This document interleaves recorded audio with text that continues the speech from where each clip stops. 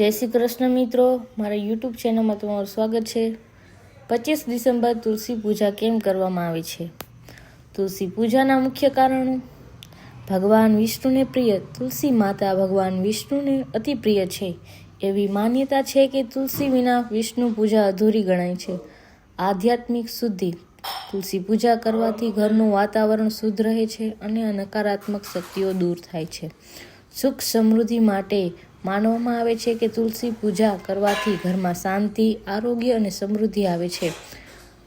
ભગવદ્ ગીતા મુજબ શ્રી કૃષ્ણ કહે છે, માસોમાં શું હું માર્ગશીર્ષ છું, એટલે આ માસમાં કરેલી પૂજા વિશેષ ફળ આપે છે। પરંપરા અને શ્રદ્ધા। અનેક વિસ્તારોમાં વર્ષના અંતે 25 ડિસેમ્બર આસપાસ તુલસી પૂજા કરીને અવારનવાર નવા વર્ષ માટે શુભ કામનાઓ કરવામાં આવે છે। તુલસી પૂજા વિધિ।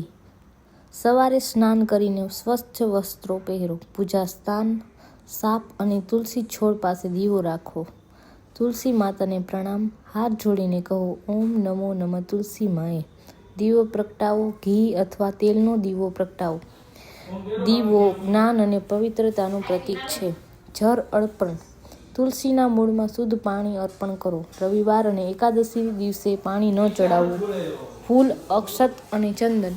તુલસી માતાને ફૂલ, અક્ષત, ચોખા અને ચંદન અર્પણ કરો। ધૂપ અને નૈવેદ્ય।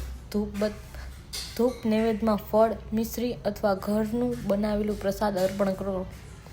પ્રદક્ષિણા। તુલસી છોડની 3 અથવા 7 વાર પરિક્રમા કરો। જો તમને મારો વિડીયો પસંદ આવ્યો હોય તો લાઈક, શેર, સબસ્ક્રાઈબ કરજો। જય શ્રી કૃષ્ણ।